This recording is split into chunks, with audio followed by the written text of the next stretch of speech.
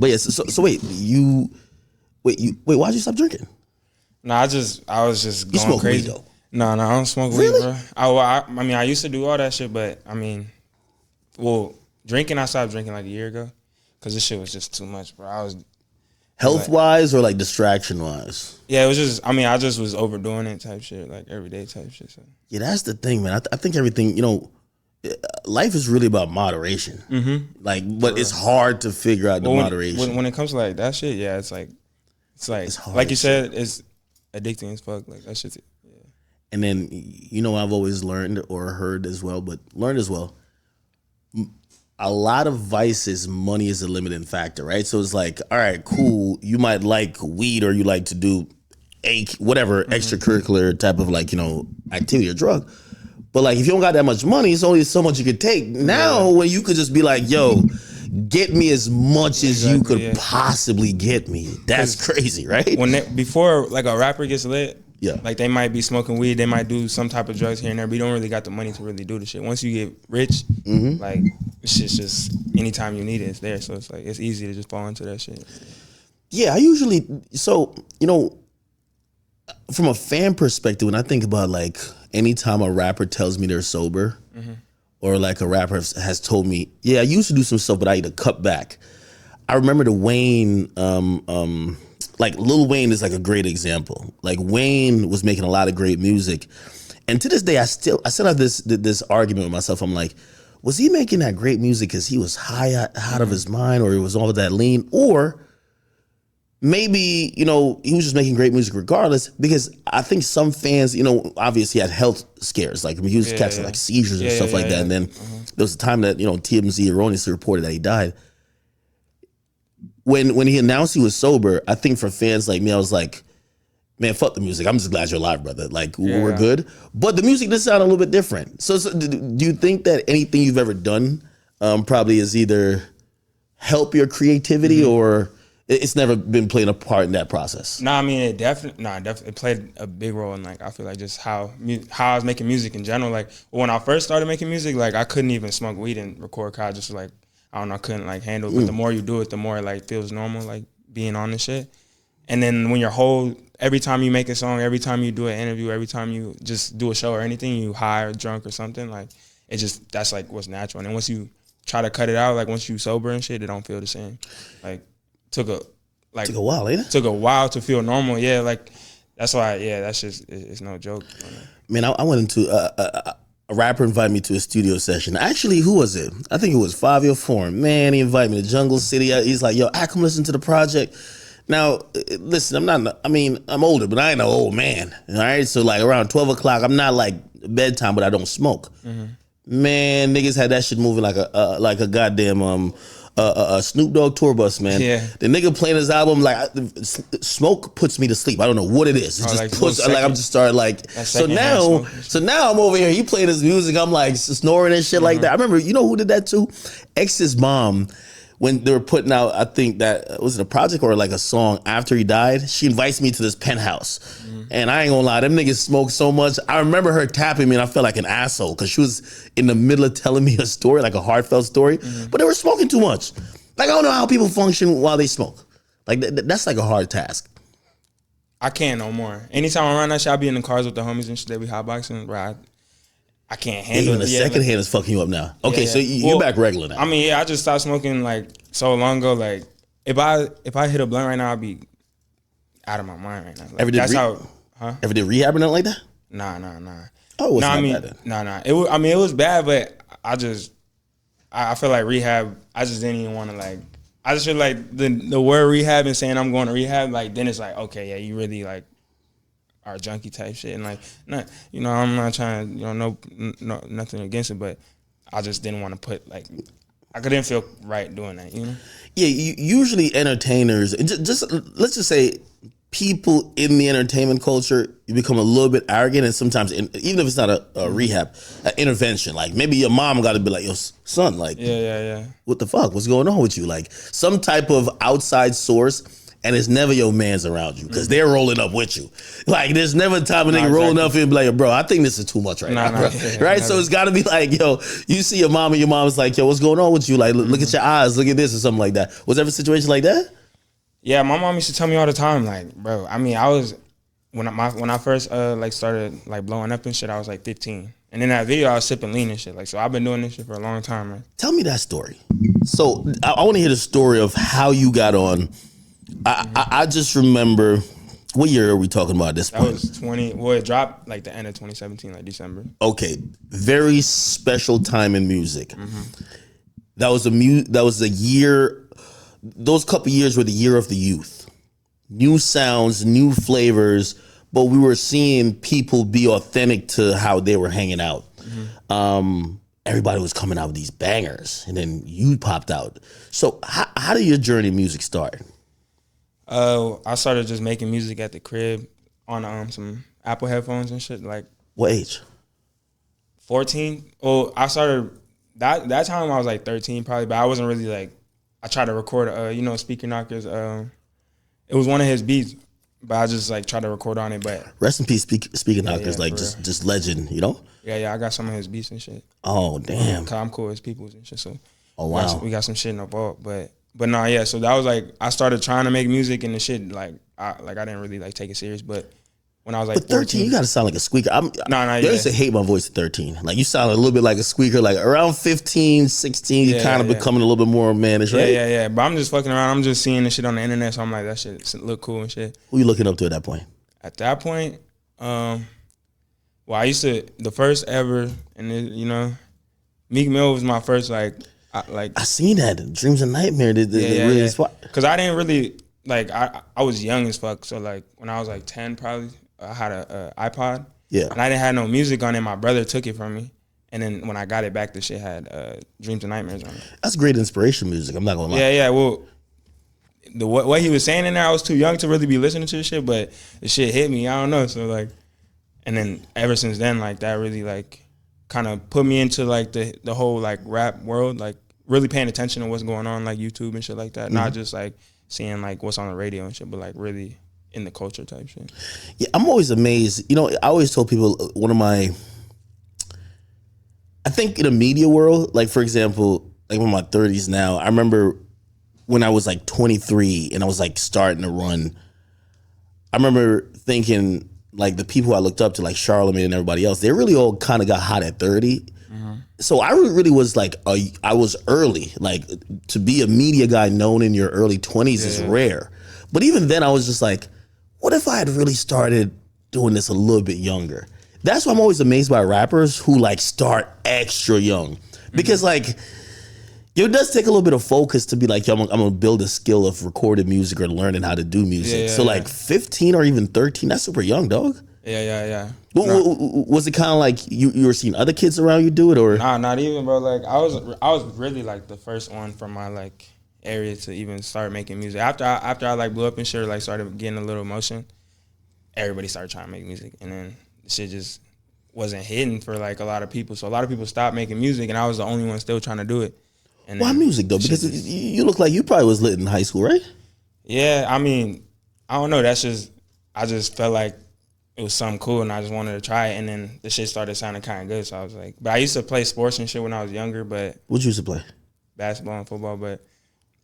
I don't know. I wasn't really. What position? Pause. Well, I played like guard and shit for basketball, and I played football, but I was just too small to really like. Once I got like older, And what really made me quit sports was it was the summer. I was about to go into high school, and my cousin and my brother was going up to like where my cousin from. Yeah. And then I couldn't go because I got practice and shit. So they went for the weekend. They came back. And they was just bragging and shit like, yo, we went to the function, shit was lit. Oh, shit was lit. Like, yeah. And I was like, I missed out. Like, this is summer, I'm about to go into high school. Oh, this like, is crazy, yeah. Yeah, nah, for real. And I'm like, this shit dead. Like, I was like, nah, it's over. So, yeah. Once that's when I really, like, started taking the music shit, like, really. So you're growing up, are you live with your mom, dad, both? Yeah, my mom. Okay, so your mom or your dad, or nah, just my mom. Just your mom? Yeah. So, like, when you tell your mom, like, yo, mom, I'm about to chill off the sports stuff. I don't think no mother really encourages their kid to like be in football, but like basketball is like a good like, hey, listen, working 2 jobs already. We need something to keep you after school for like a good 2 hours, my niggas. You know what I mean? Yeah, yeah. So when you tell her you're quitting like sports, what was she saying? No, she. I mean, she was cool with it. I mean, like She wasn't tripping? No. I was just. Did she at least, look at like, hey, as long as you put your time into something that's not gonna be like you in the street, you doing some dumb stuff. I mean, as long as I was going to school, like. Okay, that's what she cared about. Yeah, because I mean, she was single mom. I got 2 brothers, so it's 3 of us. So she's working like all the time. So like that's just like me. As long as I'm in school, like we good. Like, shout out to all the single mothers who like my mom grew 3 boys. Yeah, I always say my mom, again, I love all the household with 2 parents, but my mama was moving like a dad. You know what I mean? Yeah, for real. It takes a lot to grow 3 boys. Yeah, that's just not easy. And you're the youngest? Yeah, I'm the youngest, yeah. Damn. And seeing like now I'm paying bills and shit, I'm seeing my mom like, I don't know how she even did that, because like even just paying for my own shit, like this shit, like I'm spending mad bread on it. So I can only imagine, like this shit's not easy. You kind of grew up and see your mom as like a superhuman, because like my mom used to, when she told me she used to walk like 2 miles to the bus stop, I'm like, they always what? got the stories and shit. I'm like, yo, that's not like a workout already. I'm not hopping on a bus and going to a job. Then she would go from that job to another job. And then when she comes back, we're not even thinking about what she just went through. We're hungry. Like, yo, so she got to cook for the next 2 days. Yeah, when you were a kid, you don't really think about it. And then now that I'm older, I'm really thinking back like, damn, like she really did that. For sure. Yo, I remember as a kid, I'm thinking the hardest part is like, your mom would tell you, all right, I cook, blah, blah, but y'all got to wash the dishes. And we wait till the last 10 minutes before she get home to do it. It was like, damn, we were lazy as shit, man. Yeah. Like, she doing everything. We were lazy as shit. Nah, facts. Okay, so how do you get the equipment? These days it's easier to like make music. How do you get the equipment to make music? So the computer I like started making music on, well, first, my homie, he had like a little computer. My brother had bought a mic, because he was trying to make music first. But he made like 1 song and never even did it again. So it was just sitting at my crib, and I took the shit, went to my homie crib, and he got a cracked version of FL, and we started. I was like 14 at this time, but yeah, I recorded my first song there, like my first ever like real song, and then Yo, Fruity Loops don't sue mad niggas. You know how many people had a cracked version of FL? I had that bitch too. Yeah, man. I had that shit on my computer. Yeah, they won't come around and be like, you. Y'all got plaques over this shit. You owe us $300. Yeah, facts. So you got the crack version, and you just start like was it like natural, or you had to like learn? Nah, bro. I ain't gonna lie. The first song I ever did was like trash. So it's not on the internet no more. I took it off. But you remember how I go? I ain't. You probably do, but it was Panda by Designer. Yeah. It was to that beat. Damn. And I just dropped it on YouTube. It had like my whole school. I was about to go into high school too. So like, nigga, what was the course? It was like, yeah, duplicate. Like I was talking about money or some shit, but yeah, I was just trying. Now, you're from Seattle, right? Mm-hmm.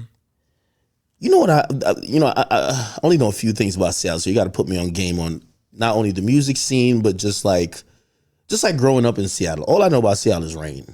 They say Seattle rains a lot and it's dark. And I was like, that doesn't seem like some place I would really want to go. How is it in Seattle? And which part of Seattle, by the way?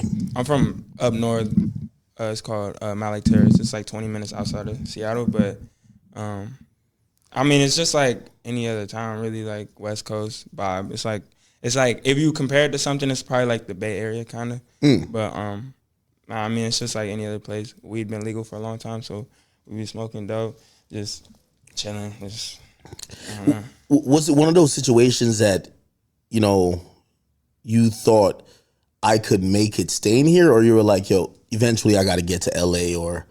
No, I mean, the goal is definitely go to LA. Like, okay. Especially at that time, like now it's kind of all over the place, but at the time, like if you're in LA, that's where the motion's at. So that was, I mean, and I went there like right out because my producer was moving there. Yeah. So like I was, and it was the summertime. This was like right before, I was 15 at this time. This is like right before I like ended up, like I shot the music video to the song that ended up going crazy.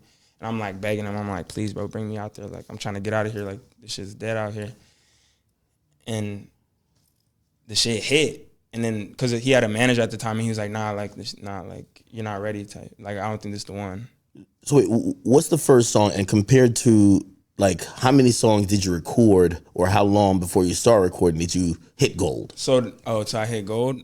Well, okay. Oh, let me hit gold. Like you found the song. Like okay, like how many songs you recorded before?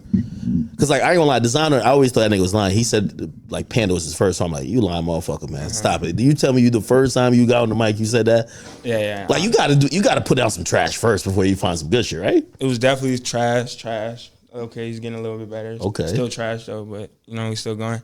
It probably took it took like a year. I mean, I couldn't record every day. Like I didn't have because I was recording at Broker for a little bit, and then when you get to high school, like the people you were cool with before, like you don't got class with them no more, so you don't even like see them type shit. And then plus, we just getting older, finding new people to hang out with, and then so I had to just figure it out. And there was a studio called Undercast, and I used to pay like $250, and it was like for the whole session it was like $300 because it was like 3 hour minimum, it was like $50 an hour or some shit. Where the hell you getting the money from? Selling drugs, bro. Oh, okay, that makes sense.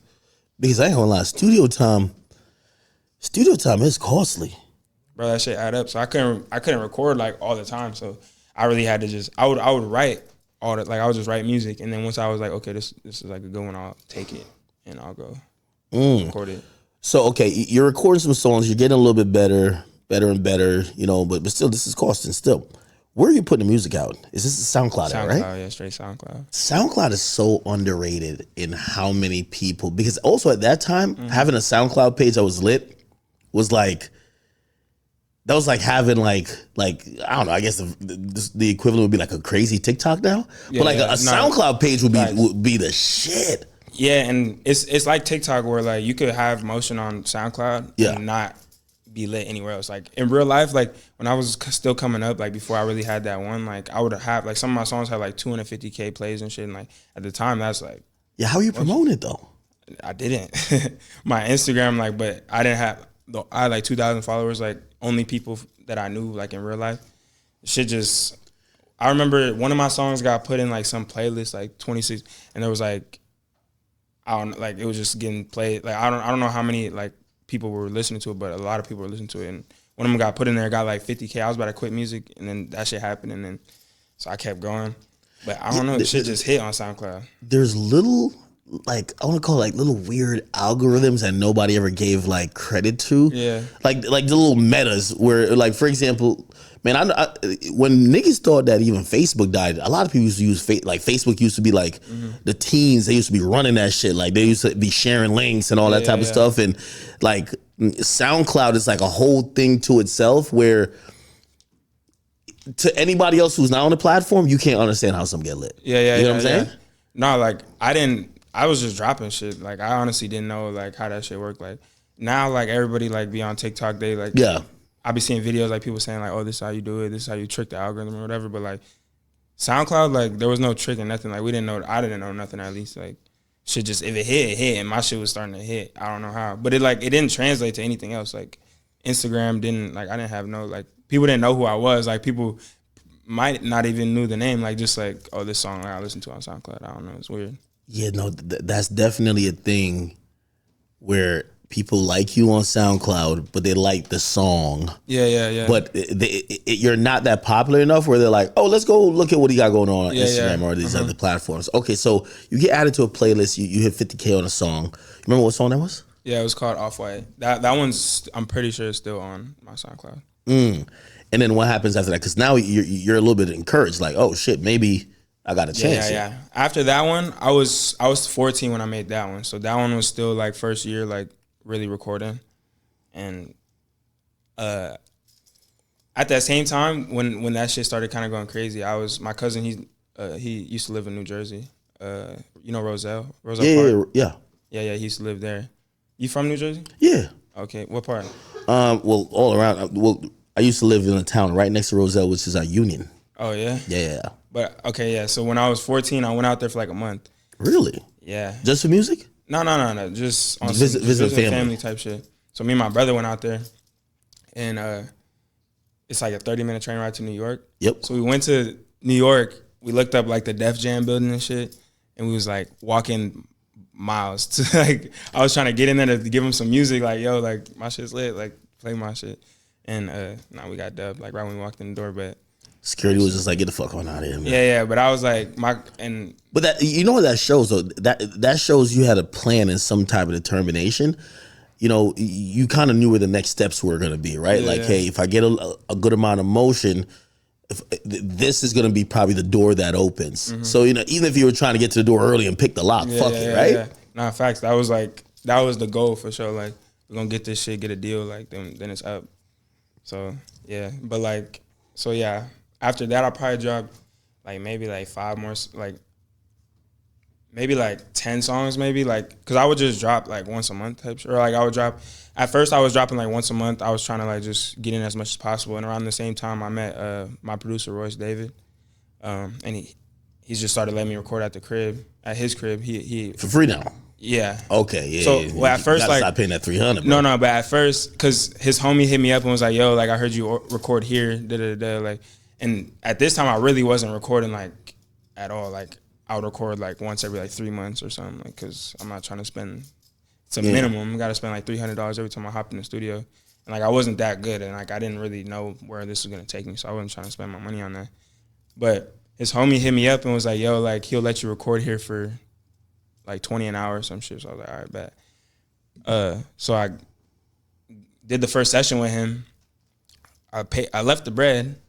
He was like, nah, like, it's good. Let's just, like, you don't have to pay me. Like, we'll figure it out. Like, and I was like, nah, fuck it. So I left it on his desk. And when I went back the next time, he gave me the money back and was like, nah, like, let's just do this shit. Like, I sound like somebody that believe in you. No, yeah. He was like, this shit's hard. Like, we could do something with this. He was like, fuck the money. Like, the money will come later. And then, so we just started getting in all the time. And that's when I really started, like, locking in on the sound and really, like. Because a good amount of music, you know, you know the theory about 10,000 hours of mastery in anything, it also applies to music, right? Like, you know, I think even Kanye echoed something of the sort where it's like, you got to master, you know, like you hear a lot of these guys like, yo, it just happened naturally. And it sounds good for that to work, but you kind of got to grind it a bit to kind of feel very confident. Like these days, you probably could get in the studio and knock out a song real quick, but back then, probably was a little bit harder, right? Yeah. Well, also back then, I used to write like everything. That's how I learned making music, just writing shit. Like, and I would just look up YouTube beats and shit, just rewrite it. And I would make it on YouTube. I would use like a YouTube beat, and then he would we used to do this shit like. And one of my biggest songs, Notice, was done the same way, and like I was bragging about it in an interview. And shit got hectic, but we used to like some of the shit he would just produce. But if I already had the song made, we would take it there. He would remake the whole beat, and like we just dropped that shit. Oh, you finesse, you just remake the nigga's beat. Put his tag on it, remake the whole beat like from scratch, but it would be the same. So he talented too, then. No, he's hard. He produced like my last 2 albums, like, but in those ones we ain't steal nothing. But no, he's the GOAT. That's like almost like a divine type of situation where you meet someone that meets your level of intensity and energy, but they're talented as well. They're probably everything that you're missing, right? No, literally, like it was like because you're listening to YouTube beats, but now. You don't want to just, you know, this is past the era where you could just do a freestyle. So like you got to put out an original song, but he could chef it up in a way it's going to be original. So he's a perfect compliment. No, exactly. Like we would flip that shit or whatever. Like, and nobody was saying shit. Like we was dropping shit. And then, just making shit. And the shit started hitting on SoundCloud. Every time I would drop it, would get like at least like 50K views, which like consistently, like that's good. That's a good start. Like, especially at the time. Like, no, of course. Shit's hitting. Fan base starting to build. And that's when the Instagram started growing. Once like the SoundCloud started really like, anytime I would drop, it was like kind of like some motion. And then the only thing I knew, I was like, I need a music video. Like that's what's really gonna change this shit. And I really want to like, you know, like when everybody would post like on World Star or like No Jumper or some shit back then, like I was like, I need to get on one of those. And then I got on Elevator. You remember Elevator? Yeah. I ended what happened to Elevator? Is it around? I mean, it probably, but my song was jumping back then. I remember that. Yeah, but even when I dropped on there and the shit ended up going crazy, like that, it's been a while. Like at the time, it had been a while before like anything really like hit or like since like something hit on there. What song of it? What song yours?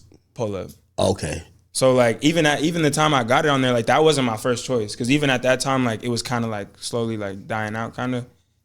But I was like, fuck it, like anybody that wants to post this shit, like yeah. And they ended up responding. We sent that shit to them. They dropped that, and it went crazy. So they were hitting people up to have it posted on their thing. No, I was having me and all the homies hit them up. Oh, and they ended up okay. responding. Did they charge you? I don't think so. I think they just posted it. Oh. Yeah. Now, I've always wondered how that went, because that was the era of like these pages that were like really popular. They were like aggregators almost. They were posting a lot of videos, right? When it started making money, did you get the money, or did you have to like sign to a label to like start collect, or did they get the money? I think they just took the money. I mean, I ended up signing to a label like a month later. Yeah. So like I'm assuming like, I know they ended up taking the video down and re-upload, like, I don't know, did some shit. So they probably like did it. But yeah, nah, if they had it, they take the bread. Like, but I mean, it's worth it though. If the shit hits off the thing, like, yeah, because it's gonna turn to bigger opportunities. Okay, so you say in a month, like, so a month after that upload, are you sneaking into Def Jam again, or like how do you get a label? Nah. So literally, like the first day I dropped that shit, I remember the first label that called me was APG. You know APG? Yeah. They called Mike Karen called you person, brother. I need you. I don't. One of their A&Rs like sent me an email. I thought this shit was a scam. I'm like, nah, that shit's cap. But I got on the phone where it was like some girl, and she was just like, yeah, like I work at APG. I'm an A&R here. Like, you should come to LA or whatever. And I was like, I'm 15. Like, I'm not in LA. I'm in Seattle. And then that was also the age of super young rappers too, though, because like Lil Pump 16, you're like 15 at the time of this call. It was definitely, yo, the teens are running shit, and it's not like it's all about the kids at this point. Yeah. Okay, so when you get this call, you think it's a scam, but they're at least sounding legit. Well, yeah, I mean, the first day that video was out, it had like 10K, and every day it just went like 10K. 20K, 30K, 40K, and it just kept going up.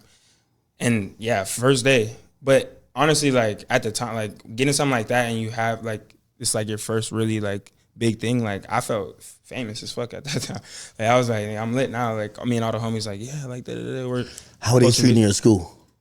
I was lit. Like I was walking through school, everybody, like, well, when that shit dropped, I left school like, because it dropped at like 10 a.m. I was in class and I was like, okay, yep, we're out of here. Like You just left school the same day? Yeah. So I told my mom, I was like, look, like if this shit hits 30K in 3 days, I'm about to drop out. What is your mom saying? She was like, yeah. And then you got a cool mom. No, but look, it hit 30K in 3 days, and she was like, nah, I'm not. I was just fucking. She couldn't cut the bullshit. I was capping. Like, I was capping. Like, cause who would have thought like 30K like is a lot for somebody who's like still coming up. So, and the shit just kept going up. But winter break, like in December, it goes on a winter break, and then New Year's you'll come back. So my producer was moving out to LA on the 1st, and I was like, let me go with him type shit. Like we was on winter break and shit, so I was like, let me go. She let me go, and I never came back. She lets you go like by yourself? Did she be like, you gotta bring one of your brothers with you? Because that's what my mom used to kind of be on. Some like, all right, if you got an opportunity, you gotta bring your brothers like chaperone because you're the youngest. That belief in you. I mean, yeah, my producer was there. He was like 18, 19 at the time, and then like his manager, which was like 20 something, and then another artist that was like probably like 19 too. So there was some older people around me, and my producer's he's a good kid. He grew up in like a nice area. And your mom knew him and stuff. Yeah. So like I think she was just like, he's probably good with them, and like I don't think for what she told me was, in my head I'm like, I'm out of here. I'm never like I'm about to move out here. But in her head she was like, I was expecting you to go for like a week or two and then come back. But she's just not trying to step on the dream, but she probably not fully like believing. No, I mean like, how could you even like being like a song going up like that is like, it's just like you can't even really think like yeah, it's just so far fetched. It's like doesn't even seem real. So like the shit's just going, and then that's like by the end of in the first month it had like 1 million views, and it just kept going up. Every day it would go up faster and faster and faster and faster. Are you seeing the side effects of fame already? Because I know the Instagram is going crazy. You get to LA. LA is a little bit different. It's so music centric. You're seeing a lot just more stuff happening. But now you're probably running into fans, right? At that time, well, like this shit, like happened in like a month. I was already in LA. Well, we moved to fucking Crenshaw. Like we was we was in the hood, like down the street from Crenshaw Mall.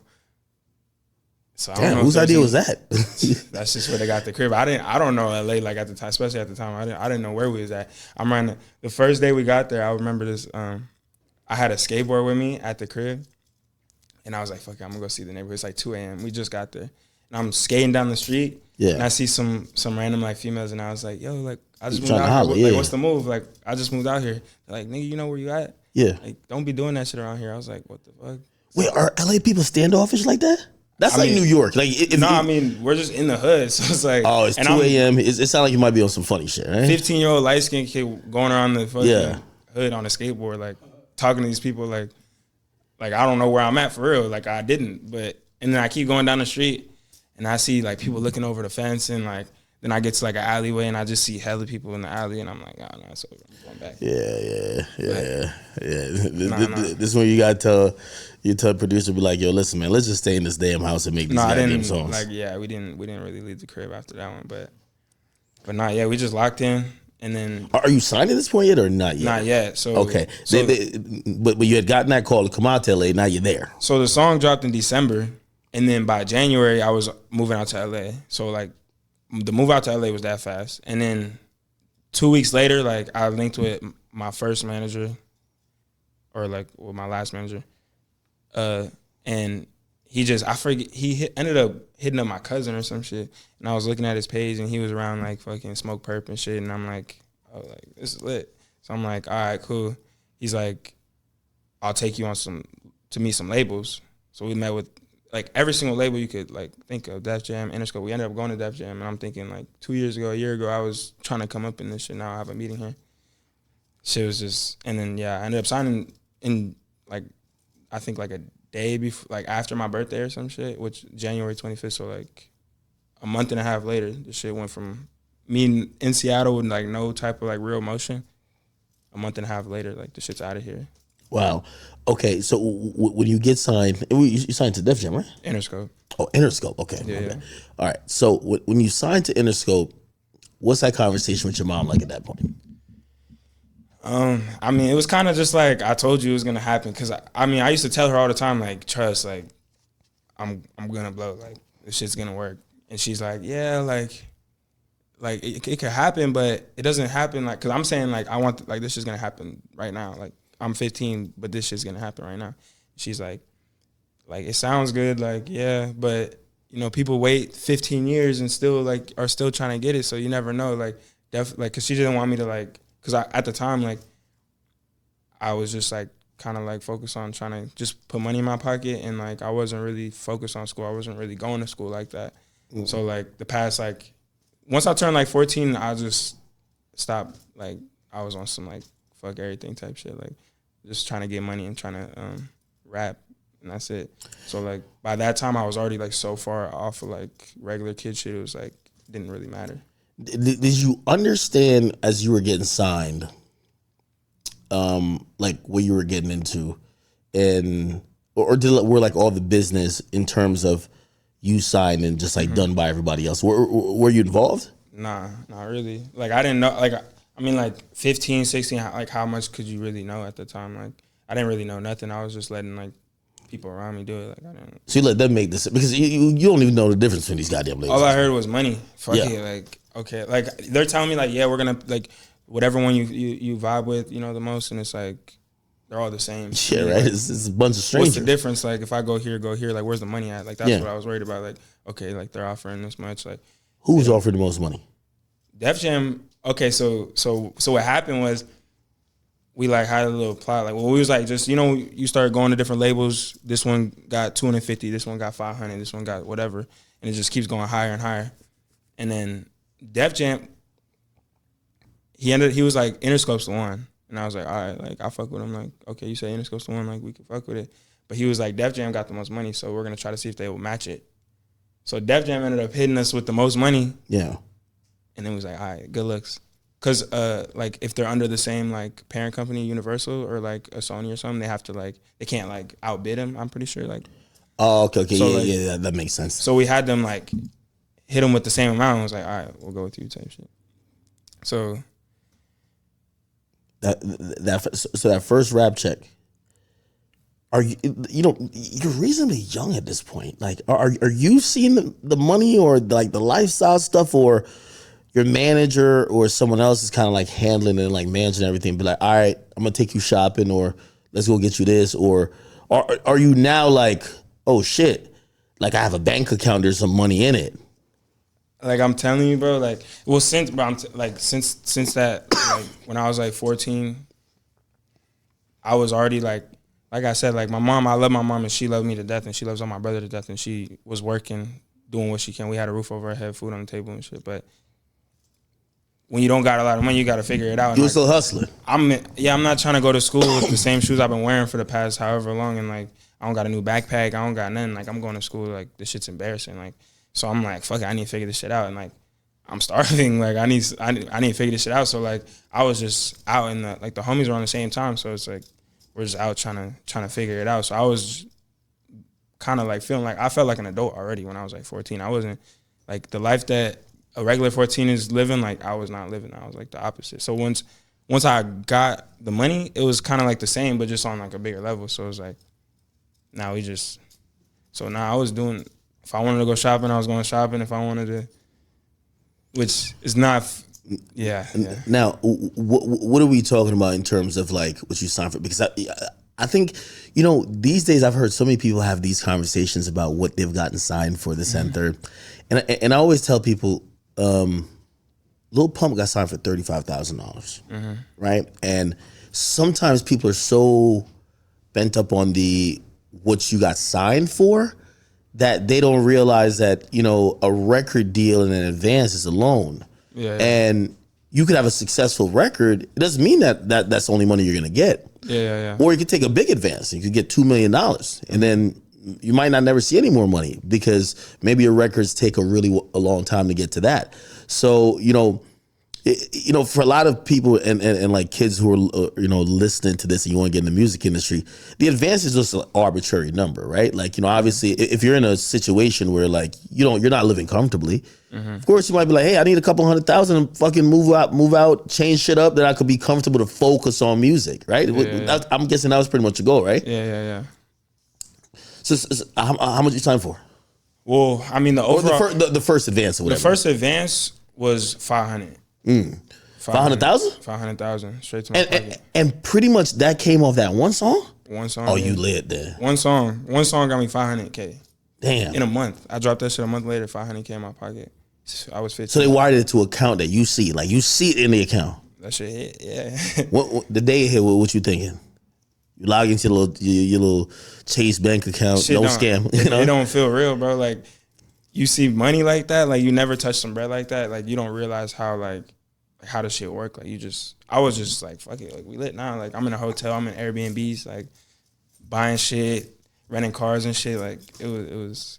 Are you running through the money, or you're like, of course I'm getting some shit I want, but I'm not going crazy? No, I was going crazy, bro. What you mean going crazy? Nah, like shit, like it's blowing that shit. Like all the homies we lit, like everybody got new fits on. Oh, you buying shit for the whole squad? Yeah, bro. 15, bro. I don't know what I'm doing. I'm just like, fuck it, we lit. Like I didn't care. Yo, we all got Montclair, man. Let's go. Nah, facts. Homies was lit. I was lit. We was in the Airbnbs for months at a time. Like I didn't know nothing. Like I'm just, you feel me? Like okay. So, but now you're an artist, right? Mm-hmm. You have a label.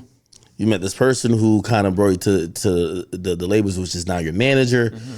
You're now on the path of, becoming an artist. And at this time, your competition and all these other artists, they're all young. Maybe not as young as you, but they're all young. They all got like a song that's buzzing here or there. And now it becomes about next moves. Mm-hmm. Are you starting to, did you ever do a show yet? What was your first show like? Well, I did a show back home, like before that song, but it was like just like a bunch of random people from the town and like just some local people like for like in the fans, in the crowd and shit. We had a few hundred people pull up. The shit was kind of lit, but so my manager at the time, he also manages Smoke Perp. So when I first like came up and like around that same time, like I was around him a lot, but so. Oh, you know Smokey Margella? Yeah. So he was going on tour. He was like, he just got lit like right before that, and he was going on tour. So me, him, and Comethazine went on tour. That was like my first ever tour. It was like a few weeks, and then I jumped off that one to hop on Perp shit. You and Comethazine was on the same XXL cover. Yeah. Where's y'all? Yeah. Okay. Yeah. Okay. So good. So you're starting to do some shows, or you do a show and like shit's starting to build, right? Mm-hmm. Are you locked in the studio in LA now recording? I know you're 15, right? You're still having some fun and shit, but are you working? Nah, I mean, when I first got out there, I didn't know nobody out there. It was just like me and my producer. So we was just in there, and we just set up the in the Airbnb. They were renting a crib, but yeah, okay, in the crib. Yeah. So like early on, this is like early. So we had to set up there, and then once I started like going out on my own, I already got my bag and shit. Like I was with the homies and Airbnbs and shit, and I would just pull up to that same crib, and we would just record out there for like the whole like for a while, and then my label ended up giving us like. Because I was like, I record here, so we used the recording budget to just build out like a little studio in the garage. And so I was making. That's that finesse that YB and Almighty J he spoke about recently about, hey, historically in music, there's these recording budgets. Yeah. And if you and your mans are savvy enough to know, hey, we could record in a way that we don't need to go to these, like there's a lot of these studios in LA, but they're taxing out the ass. Like per hour, they're going $500, you know what I mean, per hour. Yeah. If y'all got all day to record whenever you want to record and you're recording at the crib, shit. If they had, even if it's $100,000 recording budget, that shit y'all could could put use. in your pocket, but at the end of the day, the shit, all that shit's your money. You have to pay it back anyway with the streams. True. So yeah, you could put it straight to your pocket because I mean I guess that's better than it just sitting in an account like somewhere that you can't even touch. But or it being paid to like a studio that you know what I mean. Obviously, it's just going down. They're just timing you anyway. Exactly. Yeah. So I mean that's the move for sure because you're gonna have to pay it back regardless. So yeah, put extra money in your pocket. So yeah, there was. I mean that's where the recording budget was going. Yeah. Anyway, so yeah. So now we're at the point you're recording with your homies, still at the crib. You signed this deal. Shit's kind of building for you though. Momentum's building. This and third. Who are you meeting? What's happening? And what happens next? I mean, shit. I was everywhere. Well, Smoke Perp, bro, had so much motion, and that's who was he was like kind of put me under his wing and was bringing me around to everything. Like we was coming. I remember Fashion Week in 2018. Like this is like at this time I'm like I got my like little fan base and I got my motion, and I only dropped at this time. I might have dropped my second song, which was Booth Pack, and that shit we dropped it on World Star, and the shit was lit too. But at this time, like I didn't really have like a lot of fans or like I wasn't super known, so I was just around and all that, like in these rooms, and I'm meeting like just all these different people, and I'm kind of watching outside looking in, like it wasn't really my turn yet. So early 2018, it was kind of like that was like the whole thing. Like I was just like in the motion, living like a superstar, but I wasn't really there yet. And me and Cole ended up linking up, and then that's when it really. And now we're talking about what song? Notice, which is my third song. So Notice drops. When that drops, how quickly do you realize things for you have changed? I mean, it's so hard to tell. I feel like when you're like living it and like, it's hard to, I mean like a jump like that. So like, okay, I would say it like this, like you notice like the jumps, like a jump like that, like, okay, kind of got motion. These two songs hit and we got like a few million views. And then me and Cole dropped and the shit did 1 million in a day. The 2 songs ago, we did 1 million in a month, and now this shit's doing 1 million in a day. So seeing something like that, and then I was the same day it dropped, Juice WRLD, RIP. I went on. He had his first tour, and he brought me on it. And the first stop was in Seattle, hometown. The shit just dropped. Why did he bring you on tour? Huh? Like, why did he bring you out? Oh, well, I was just opening up for him on the tour. So like we went on the whole tour with him. I think Corday was on tour with him and a few other people, but not just relationships, but yeah, so seeing that, everybody singing the song like first day it's out, like that was a different feeling. I never felt that until that moment. So the shift is crazy, but that shift kind of happens a few times in someone's career, like, and it could happen it really happens over and over again, but I feel like once you get to a certain level, like, it kind of just feels the same. You can't really tell the difference too much. You start getting used to it.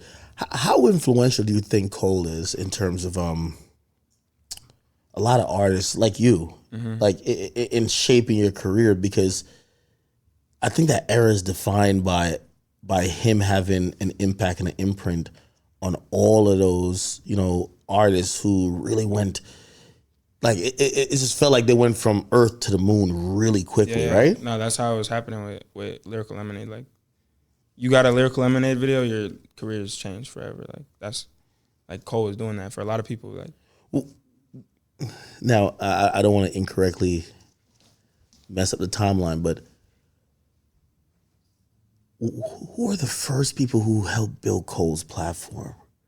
I mean, there was a few, but I think Nimir was Dex, Nimir one of them. Famous Dex. Oh, Famous Dex. Yeah, he was like really like the pioneer for that shit. Like, okay, that was like the first ever.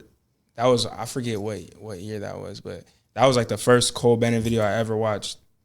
Might have been like 15, 16? It was, maybe 2016, maybe 2015. Yeah. You know what's so crazy, dog? Like, how old are you? 22.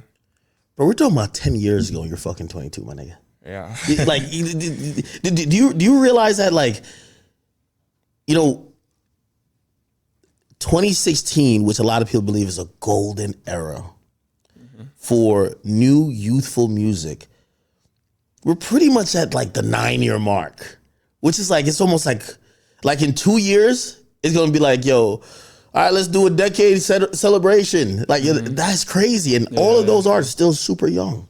Right? We're not talking about people who are like, like in their 40s and 50s. Like, these guys are like not even 30 yet. That's crazy. Yeah. Okay, all right. So, all right, you get the Cole Bennett video, shit's going crazy, notice is going up. Are you booked at Rolling Loud yet? I think Rolling Loud is also a good barometer for like a lot of artists at that time. So my first Rolling Loud, I think, was at the end of 2018 in LA. I think that was my first, or yeah. But my first Rolling Loud actually might have been in Miami, but I wasn't actually on the lineup. Perp brought me out. You came out with Perp. Okay. Yeah, he brought me out. I did a song. What's the difference in how you're feeling? All right, because there's always, there was a time that I don't want to, incorrectly put any artist certain place, but I don't know if it's Lil Baby or something like that. But before he's Lil Baby, he shows up on somebody else's bill. And then when now he shows up on his own. So it's the same with you. Like, you show up with Perp first, and then you show up and, yo, this is your slot. What's the difference in feeling when you pull up that second time, you got a song, people gonna rock with, and you're actually booked? I mean, it's way better that way, honestly. Like, but when you get an opportunity like that from Perp, always grateful for that, because that's like, they're putting me in front of however 50,000 people, however many people that run loud. It's crazy, but when the fans are there for you and they know who you are, it's different. Like, it's not just people looking like, who is this guy? Like, seeing your name on the flyer got to do something, right? Yeah. Once you, that first, like, touching, also seeing it back afterwards, because like when you're in the shit, like, it's just like, it's so much going on. It's kind of doesn't feel like, it feels like a dream or something, because it's just like so much going on, especially like the first time doing it. Like, but seeing it after, it's. I feel like as we're talking here, all of this shit happened in a blur for you. And like, we're trying to slow time down while you were in that moment, you were just living thing after thing. You didn't really get a chance to like, okay, let me process what just happened. Like, fuck, I'm a part of this history. Like, yo, Juice really brought me out. Like, I'm forever attached to I'm one of those artists that had that Lyrical Lemonade video that went 1 million a week, that went so crazy. Now I'm in right? Like, did you ever like take a moment to like reflect? Because a lot of shit turns into a blur, right? Like, especially when you're just going through the motions. Yeah. Because think about it, a month, you're in Seattle. In a month, You're motherfucking in LA. You get a deal. You're getting money. Your homies are with you. You buying everybody everything. Now, like you keep working. You keep dropping music. Another song comes out. Lyrical Lemonade video. You're then at Rolling Loud. Now you got your own set. Like you're not really like taking a second to like really soak this shit in. You're just going through the motions, eh? Nah, and it's happening so fast. Yeah, like that 1 month goes by so fast. So like as these songs are coming out, this shit's just going. Like I don't even realize it. Like even thinking back, like I can really only remember certain parts. Like it's just it goes so fast. Like the whole year went by so fast. Like I mean, still to this day, like there's just so much going on. It's like it's hard to really sit back and take the time to really even think about it. Like, but there has been back then I didn't, but now that I'm older and like I'm like kind of like realizing like how much time I really have left. Like I'm thinking like all the shit that happened in that past, like in such a small window is crazy. Like it's definitely a blur. Sure. No, that's absolutely amazing. Okay, so cool. So notice is going up now, right? What's the feedback from your label? Because they gave you a deal before that, so they were expecting some shit like this. But it looked like the stars are aligning, right? Mm-hmm. I mean, everything kind of changes when something like that happens. Like a song that, like, because until that moment, I didn't really have a song that was really like kind of mainstream like type shit. Mm-hmm. And that like changes the conversation for everything. Like different rooms, you're getting brought into different rooms, different conversations, phone calls. Like it's all different. Like Interscope's treating you different now. Like because you priority now. That's what that's called. You're now a priority. Now it's a priority. Like yeah. And that feeling, it's a great feeling because like you feel like you're working as hard as you can, and like it feels like exactly what you're working for. You know, because trust me, I've been there where you see some numbers and some dollar signs on a paper, and you're like, damn, they really believe in me like that, and you're not realizing they see something in you, or they know you're gonna do something, and you're wondering, am I gonna do it? Like you got the confidence, but you don't really know until you do it. And the first time you do, you're like, okay, now it makes sense, right? Like you know, it's hard. I feel like when you're that young, because like I didn't even realize it. Like I honestly like 500,000. Like I didn't know how much that was really. Like that's a lot of money. It is. But I'm saying like when you don't really understand it, it's like I don't know how much. I didn't know how much because up until that point, I didn't ever drop music on Apple Music or Spotify. Like nothing. I was only dropping on SoundCloud, YouTube. So I wasn't making any money off the music. So like I didn't know how streams work. I didn't know how anything works. So like they give me 500,000. Like I don't really know. I was so like uninformed or like just uneducated about everything. Like I didn't even like know like where the money would come from, like how much money this really is, like how long this would take to even pay off. And like so for me, like when Notice dropped and it's like $1 million a day and it's like okay, I did what they were expecting. Like I didn't really know what they were expecting really. Like I'm just living like kind of. That's what they're expecting. Okay, good. So you keep going up. Everything is going good for you, right? What happens next?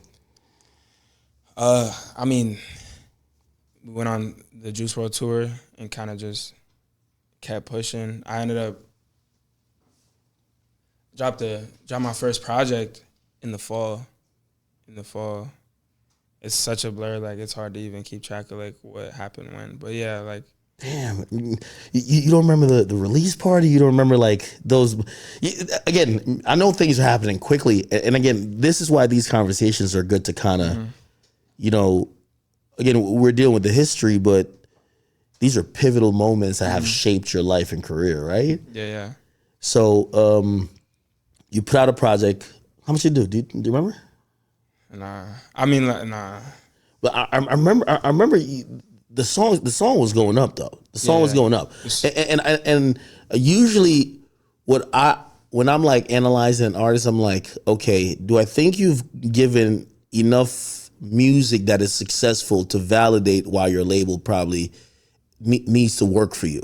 And I think you were there, so that's a good standard. Well, like I had a few songs like towards the end of 2018. I had a few songs on Billboard. A few songs platinum, gold. Like she was taking off, like, and like when you're in the moment, like you don't.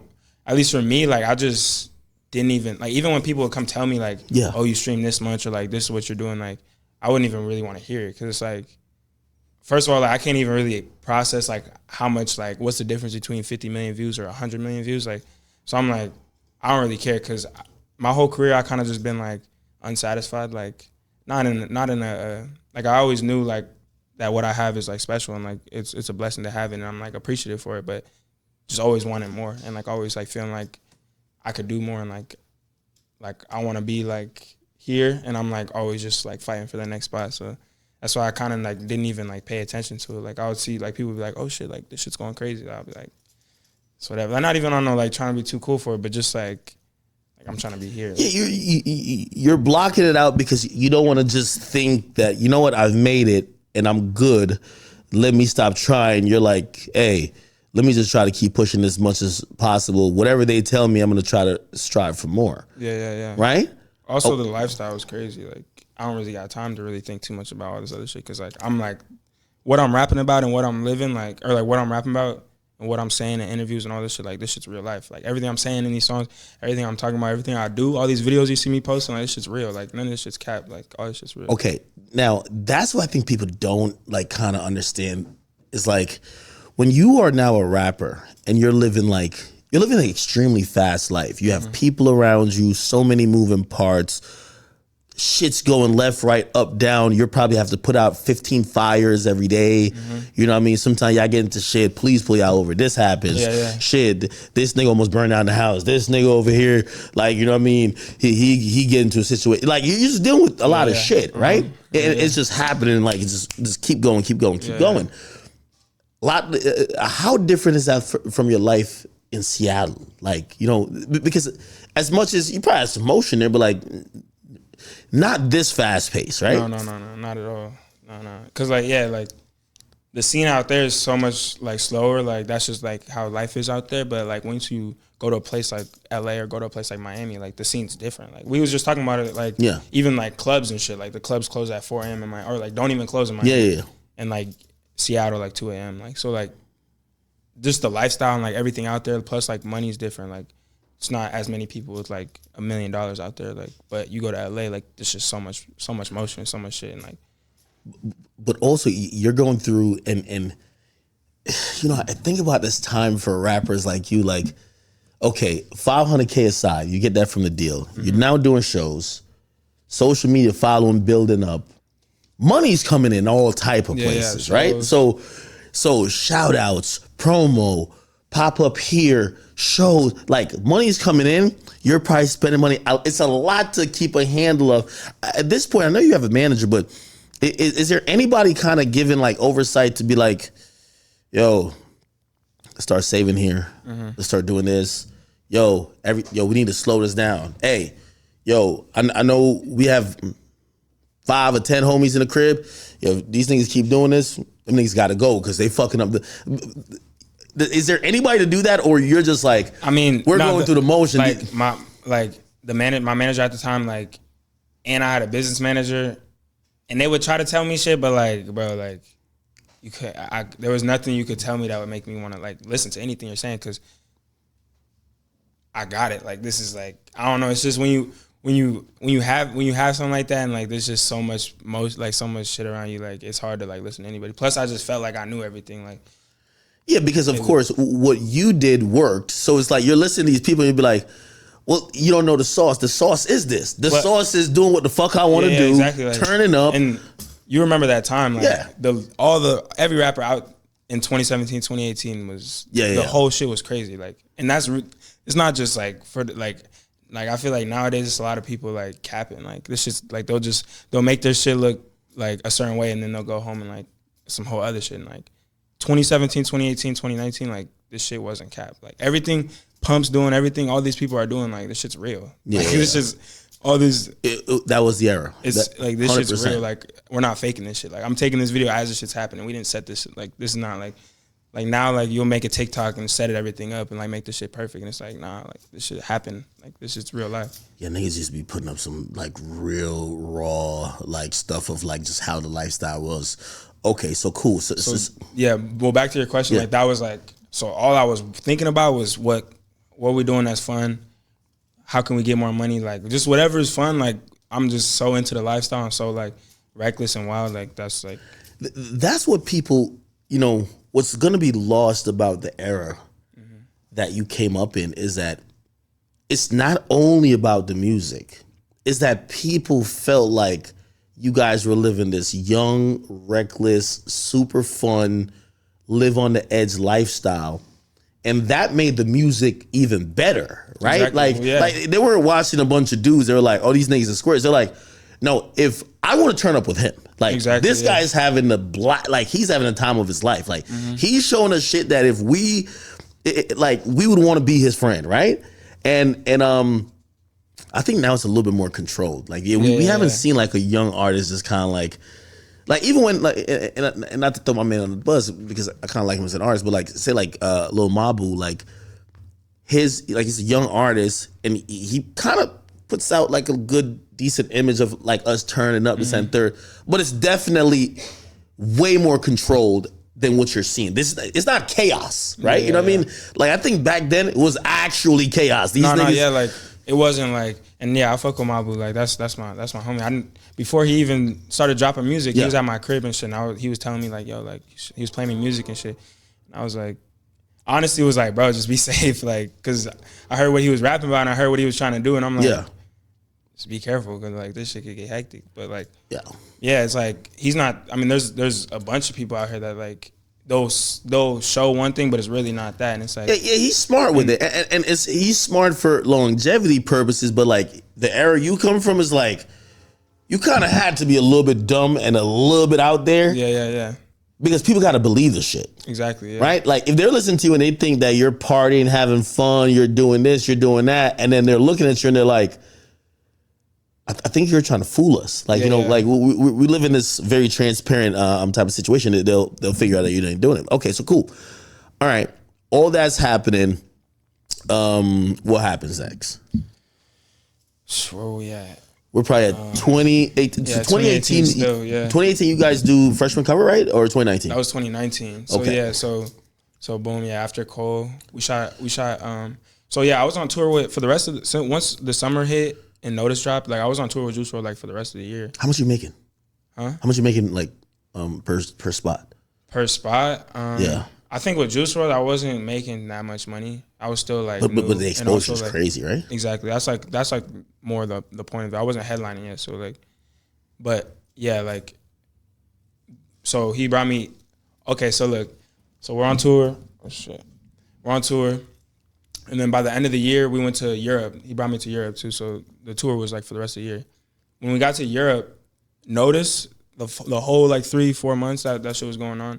By the time we got to like Sweden, it was like #1 in Sweden. Really? The shit was, it was lit. It was everywhere. Like, so like when the tour. Don't they speak Swedish in Sweden? Yeah, but shit's global, bro. But they know the words, right? Yeah, which is crazy. No, that was my first time going to Europe and also performing, but being in a place, this shit's #1 right now, and these people don't even speak English. And then I'm listening to them, and they don't speak English. So if I have a conversation with these people, they don't, like, we won't be able to talk. But they know the lyrics. It's crazy. Like, seeing that shit, like, seeing little shit like that is, like, changes your whole, like, mind, like, for real. Like, this shit fucked my head up, for real. So you go on a tour, you do freshman cover, shit's popping off. Yeah. So 2019, the shit was like already lit, freshman, and then when does Blueberry? 2020 is when that. Oh, that's 2020. Yeah. Is that before the bullshit or after the bullshit? That was before. Okay. Yeah. So after Notice, are you as an artist thinking, yo, I need another one type shit? Honestly, no. I was just talking to someone about that, because like at that time I wasn't, because I didn't really, like, I was so new to this shit. Like, even like a year later, like, I still feel like this shit's just like, it's just going so fast that like every day is like a new day, and like every day feels like I just started. So I wasn't thinking that, like, nah, like, because people were like, I guess, I don't know, like, I must not have been here, but people were like, yeah, like he hasn't had a hit in a minute after Notice. And I'm like, I like, in my head, I'm like, this is the first time I heard somebody like that, because in the moment, like, you don't think this shit's like falling at all. Like, this shit's going. And then what you're mentioning is something I've noticed a lot about artists. I mentioned it when it comes to YBN a bunch, and it also has to do with exactly what you're talking about with world tours. when an artist drops a hit and they start living in the moment of the hit, they're going to places where they're required to perform said hit. Yeah. So 2 years later, they're not realizing everybody outside the people who want to hear that hit, they've moved on a bit. Like, for example, I remember YBN, they went on a world tour, right? But they didn't drop a lot of new music to feed the streets. Now, if they showed up to, I don't know, Greece or whatever the hell they're performing, Yeah, it's lit. yo, everyone wants to hear that song. So when you come back to the US, you gotta like either go to the clubs or like some shit that got nothing to do with you for you to hear like, no, we need another song, bro. Yeah. So, okay. Well, no, exactly. Like, you don't realize it, like, because everywhere you go, like, the shit's lit. Like, you're not thinking like anything like that. And like, honestly, it really wasn't. Like, shit was only getting bigger at the time. And like, not that long after, a few months later, like, me and Gunna dropped some shit. Went crazy. Me and Cole. Oh yeah, I remember you did drop some shit with Gunna. Yeah, me and Gunna. Shit's like, if you look at yeah. Shit was not slowing up. It was only getting bigger. Plus Double XL. People were also saying like Double XL because like the weak ass freestyle and shit. It's just good vibes. Do you regret doing Double XL? No, not at all, bro. Because think about it like this. Like, this is how I looked at it. Like, okay, I freestyled. Niggas laughing and shit. Okay, cool. Like, but who were they talking about? Yeah. They was talking about Mosey. So I think a lot of people in post realize that as long as you make an impact, that's better than anything, right? Yeah, it's like I could have went on there and like blended in with and just not been talked about at all, but I was talked about more. And that's still, every time Double XL comes back around, like, my name's back in the conversation. Fuck it. Yeah.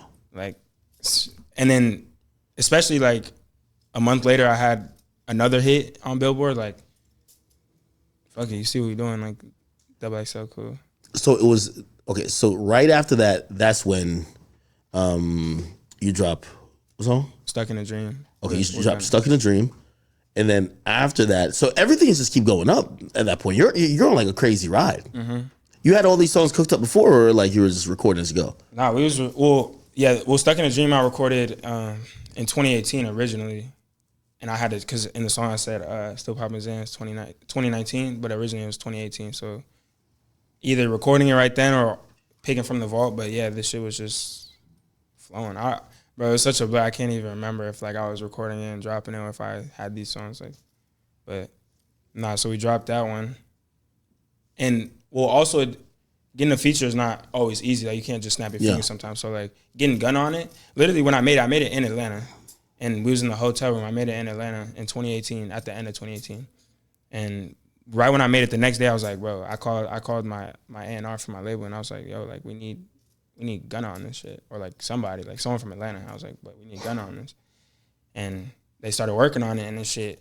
By the time we ended up getting Gunna on, it was 2019, had to change the lyrics and shit. So it ended up just coming at the perfect time. So Okay, so that happens, and then what? And then is that when we get to Blueberry or no? So I made Blueberry Fago in 2019 before I even started working on my album. So around 2019 in the summer, I started working on my album. I was in Miami and just putting this shit together. I don't remember. I think the Gunna song wasn't even out yet. It was just I was just working on the project, and we ended up dropping, I think, in the fall. I don't remember when Second a Dream dropped, but so I was getting ready for the album. So Blueberry Fago, I didn't put it on the album.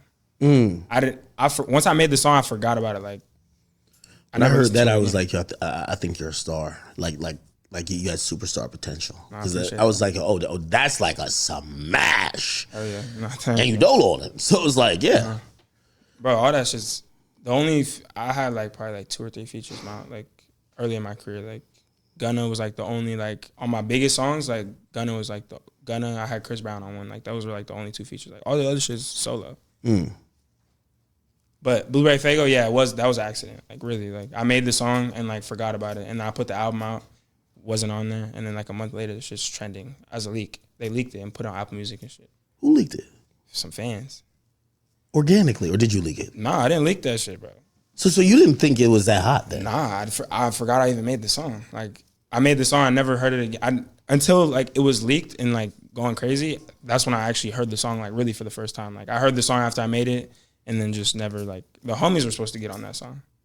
I made it and I was like, bro, y'all want to hop on it? And then I was recording at my friend crib and he had to like go or some shit, so nobody else put a verse on it. But if we would have had an extra hour or two in there would have been some homies on that song. Wow. Yeah. So okay, so that comes out and that goes bananas, right? I'm guessing your label's like, fuck that, we're putting the real shit out now. Let's go. Yeah. Right? That starts running up the charts. Right? Are you obviously you've been dropping songs that are successful, but it keeps incrementally going up.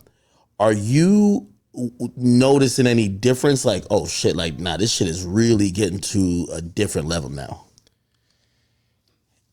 Like I was saying, like once you get to a certain point, it's kind of like just feels like you don't even like kind of notice the difference. Of course, like that was like, but when I was saying like the shifts, like it all kind of, it was like, I would say like 3 shifts in my career that really like I felt was the first one, of course, and then Noticed when me and Cole first dropped, and then Blueberry Faygo, and like since then it's like the shit's just different. Like before it was like I'll go out and like people will notice me and like I'm famous or whatever, but then once Blueberry Faygo hit, it was like, okay, like now like anytime I go anywhere, like this shit, people know who I am. Yeah. So that was like probably like because it was when I saw the numbers first day, like 3 million views. Ridiculous. On a video first day, like it's unheard of, like at least for like my like group of people that like I'm around and like the artists that are like around me, like that's like was unexpected. So that happens in I always thought this was like criminal. Like it was just you're on this crazy trajectory, you're going up, and all of a sudden it just feels like everything comes crashing down.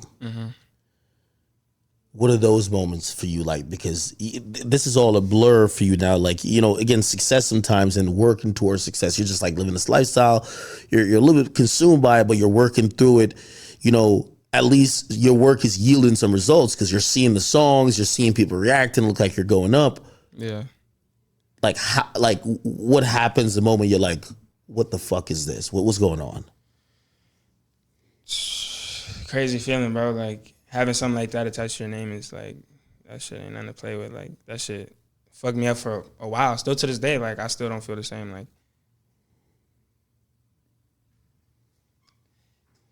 but when that shit hit, like, the thing is, like, I didn't even know it was a thing until all the blogs posted it. I didn't even know. I didn't know nothing, bro. What do you mean? I would imagine you would know first. No. So, the reason they even sent out, like, the reason they was saying, like, oh, he's wanted and shit. Oh, they said you were wanted. Was because I wasn't, like, I guess I didn't, like, show up to a court date that I didn't know about. Because I'm moving around so much, what address, I don't even know what address they even sent anything to. So, like, they're sending letters in the mail and, like, who knows where that shit's going, like. So you had a court date for something, right? And then they're probably like, oh, well, we want to go talk to this guy about this other thing. And they probably... No, I'm saying, like, it was, like, for that situation, like, there was, like, a court date that I was supposed to go to, but, like, no one told me about it. Like, okay. I guess they were sending letters in the mail, but, like, it was going to an old address or something, like a house I grew up in when I was, like, a little kid. And then... So but you knew about it at first, though. You knew there was gonna be a court. You just didn't get the court. No, I didn't know. I didn't know there was gonna be nothing. Like I didn't. So you didn't get arrested or something? No, I didn't get arrested. Nothing. So just gave you a court date. I don't know. I don't know what really happened, bro. But all I know is I didn't hear nothing about it until it was already like I'm getting charged with this shit. When we get it as the blogs, it's interesting to like process those type of things because, as a man, an accusation of that caliber, nobody cares to be like, is this person lying? Is this thing true? Yeah. Let's see this through and see like they instantly already make up their mind, right? Mm-hmm. So it's a very difficult headline to go with. But then I me personally, especially if I have to speak on this, about an artist, I try to read through whatever, and I'm like, I don't know. And a lot of times you just don't know, right? Okay, when it came to you, and I think this is a difficult part, is when you get into that type of stuff, can you still do everything an artist does? Like in what way? because I feel like you fell back, right? Mm-hmm. Like Oh, yeah, definitely. like you obviously, I guess that would be a question people would want to ask you, right? Didn't see you do much interviews, and almost kind of felt like you fell back from doing a lot of music. If it was up to me, I wouldn't have handled the situation that way. But like when you have a manager and a label and shit, and you're young, Are they advising you with this? So when I found out, I was in Miami. I was just chilling. Like I was literally on the phone with the homie, like, oh, let's go pull up to this spot, and then my manager walks in and he's like, yo, like I got some bad news. I'm like, what are you talking about? Like, bad news? I'm like, okay, whatever, like, what's up? And then he tells me what happened, and I'm like, what are you talking about? He's like, yeah, TMZ's about to post it. I'm like, what do you mean TMZ's about to post it? What is this? Like, what are you talking about? And he shows me the shit, the article, and I'm like, damn, like, so he was like, look at your Instagram right now. I took everything down. And I was like, oh, so he did that. He did that. Before, I didn't even know. He did that. He took everything down. And like, this shit's hitting me crazy. So I'm like, I don't even know like what, I'm just like, okay. You're like shell shocked. Like, what the I'm fuck? Like, all right, fuck it. Like, he took everything down. I'm like, all right. 10 minutes later, he's like, yeah, they're about to post it. He's like, and then 10 minutes later, I started getting phone calls. Like, I'm like, bro, I don't know, bro. Like, I don't know, like, what's going on. And then, yeah, I mean, like, all we had to do was have a lawyer tell the people, like, we'll go to, like, something. But, like, I don't know why they didn't try harder to get in contact with me. Like, it was kind of fucked up that even happened that way. But. Well, again, no lawyer, nothing could cure the headline. Of course. But it made it look like you, like, oh, like, you had something to hide. Like, yeah, exactly. Okay. But that wasn't the case at all. Like, I didn't know. If I would have known, like, I would have tried to figure it out before, like, it was wanted or some crazy shit like that. But with situations like this, I being a man and knowing that, obviously there's real victims in this world, but there could be false allegations. You have to see things through to see if there will be any proof of what's being said. Mm-hmm. I remember I kept, I always had an eye on the situation going on with you. And I remember I watched as much as I could have found, like even you in court. Mm-hmm. And, obviously the verdict comes down and I was just like,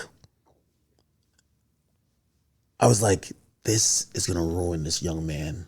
It's vindicated him that he's innocent. Mm-hmm.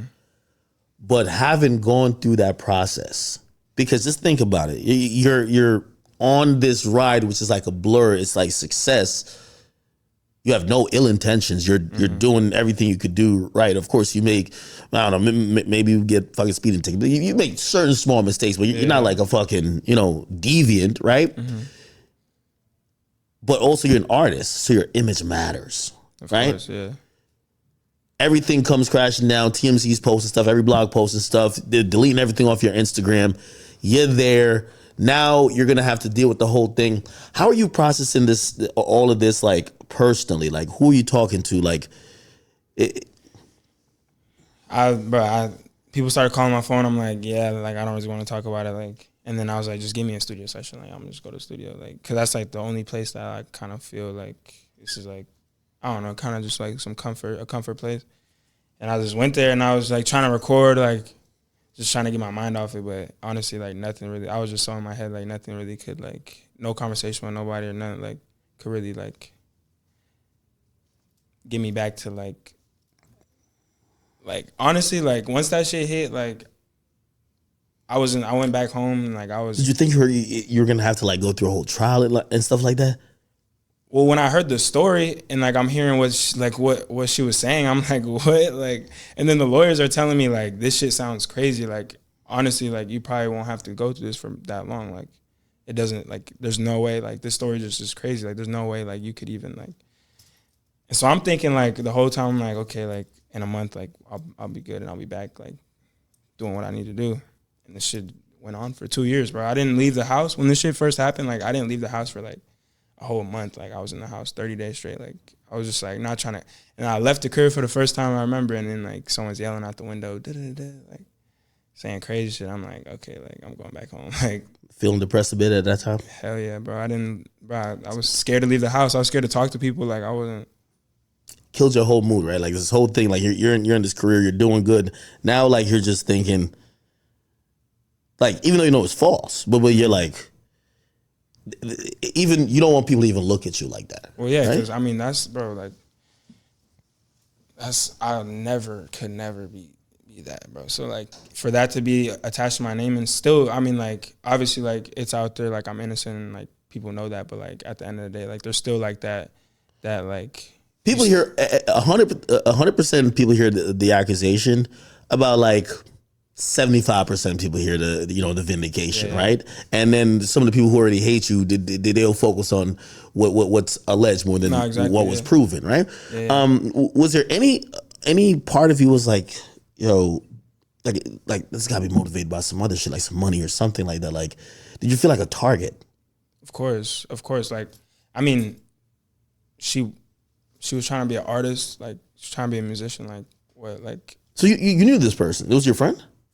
We weren't like cool. We hung out a few times, but like we weren't like close or nothing. Like, but the story was just so like crazy. It was like the fact that they even like really, like I get it. There's a lot of people that really go through that shit. Like she was somebody who didn't. Well, with me, I don't know what else she got going on, but there's a lot of people that actually go through that. So I know how real that shit is, and that shit's fucked up that even happens. So like I get that they had to, go through the motions and like, cause if it was true, then they gotta do something about that. But so it took about 2 years to go to trial, right? Yeah. You're kind of staying inside. You're staying out of the media. You're not saying much. I'm not hearing whether you're labeled. I'm not hearing nothing from people who would normally be like, I don't even hear PR be like, hey, he got this going on. Everything is quiet. Yeah. How are you getting paid? Like, how are you surviving? I mean, for the first like little bit, I mean, I was making money for a while, so the money was like I had a bunch of bread stacked already. So the stop, like I was cool. Like, all right, I'm gonna figure this shit out for however long. I'll take a break or whatever. Like, and the break wasn't by choice. I knew I needed to get back out there, do something to try to like change the narrative, but my label wasn't letting me drop music. Management wasn't letting me do anything. So it was just like crazy. I couldn't do nothing. I felt like trapped because like this is on my name and I can't even really like speak on it. Like people are telling me don't speak on it. Like, nah, you shouldn't. Like that's not the move. Like don't say nothing. Like you don't want to fuck up the case. That's what they're saying to me. Like you don't want to fuck up the case. And I'm like, what could I possibly say to fuck this shit up? Like I just want to say something. Like I'm innocent. I just want to say something. Like and they're like, nah, like don't say nothing. The label's not letting me drop music. Like they didn't want to do nothing. But I mean so like I couldn't. That's really why I took the time off. Like, it wasn't by choice, for real. What were the worst of days like while you're sitting waiting? Your career's in limbo. Your people are saying things about you online. I don't know if you're looking online, but they're saying things about you that you know is just not true with your character. That's just not you. Like, no matter how much you distract yourself, like not trying to think about it, it's gonna get to you. Like, what are the worst of those days like feeling like for you? And who are you confided in? Are you relating to your mom? Do you have like a friend? Like who are you confided in? Yeah, definitely family and friends. I mean, I still I would be around my homies and shit, but I started playing video games. That's kind of what really got me through it. Like I was just playing Call of Duty, playing Fortnite and shit. Like when I would really get down, like there would be definitely days where I was talking to the homies and just really like venting and talking to my moms. But yeah, I would just sit there playing the game in the house for months. Yeah, I thought that whole process would have just beaten you down, man. Like it did, bro. It's a helpless thing, right? Yeah. It's like especially when you're innocent, right? It's like you're now in this proverbial jail where your credibility, your reputation, your career is in a standstill. You can't really do much, right? Yeah. No, I mean, and like I was at the time, I was super I was so mad at like my label and shit because they wouldn't even let me and so I started dropping music on YouTube and shit just to get something out there. But honestly, like there's pros and cons to that because like I was so like, there were certain days where I was so like, just like upset and like, I kind of like, if I would have like been on the internet or tried to like, you know, I could have like just made myself look bad. And like, so I'm glad I took a break and just let the truth come out how it was supposed to come out. And now I'm trying to, you know, just rebuild this shit. I saw you had taken the stand, which I was right. You took the stand. Mm-hmm. You actually, and you know, that's usually very not advised, right? Mm-hmm. But also it could be seen as this person got nothing to hide, right? This person's truthful. This person is he has the same story of his innocence. Mm-hmm. He's not gonna trip himself up or make himself look any type of way. Are you nervous during this whole time? Like, you know, again, you're innocent, but like you don't know how this shit could go. Like, you know, shit. You already seen how it started. They're like, yo, he's wanted. Like, you're running from this shit, right? Yeah. I mean, before that even happened, so when the thing happened, there was a girl that I was with in some whole other place, and so she obviously came and like explained like her side of the story and stuff, which was separate from the people who was claiming the stuff. So when I ended up telling my story, like I'm hoping and like I'm praying that they like kind of already like believe the truth. So like of course I'm nervous, but like I'm just trying to just let them like hear from my voice that like this is what happened. Like I'm telling you, like this is like my side of things, because I mean everybody else got their time in to say what they needed to say. So like I'm like I need to say something. So just so they know that like you're human, right? I'm human. Like this is me. Like this is the truth. Like I'm telling you, this is the truth. Like I'm telling you the truth. Like I'm not. And so, but it was definitely hard to do. It wasn't easy to do, but yeah. So I watched as much as I could on that, and I looked at a lot of the details that came out in trial. Which, by the way, that most of those details just weren't even highlighted like previously, like when it came to like the initial report. Yeah. And obviously, then the verdict comes. What's your thought around the time of the verdict coming down? Because that got to be also nerve wracking, right? Even if you know you didn't do shit, but like, of course, I mean, your fate is in other people's hands. You're sitting there, and you're just hoping that you telling the truth is convincing to them. Because also, here's the thing: you're a dude, and like, bro, we live in America in 2024. Like, you know what I mean? These days, a man just look guilty. Like, yo, you got dick in the balls, you guilty, bro. Like, you know what I mean? So you don't. Are you nervous? Are you know? Yeah, I was nervous the whole few days, the whole week. But yeah, once that we was waiting around for like. Well, we had to, so it could only go till like 5 p.m. or something. So like we was sitting there waiting for like an hour or two, and then everybody had to go home. So then the next day came around, we're still waiting. Are you sleeping that night? Yeah, I had to sleep that night waiting, like just sitting there. Yo, your mind is going crazy. Like I was going through it. I was definitely like, because you also got to be thinking like, what the fuck is taking him so long? Yeah. Right? Like this should be easy. Like we told the truth. Like yeah. So you go in the next day. And how long did it take that? Like 2 hours probably, or an hour. Yeah, maybe like an hour, 2 hours, yeah. And then they come out, they read the verdict. You're innocent. Mm-hmm. What emotions is going through at that point? Just relief. Honestly, it was so much like just, I was just filled with so much emotion that it was hard to like even like know how I felt.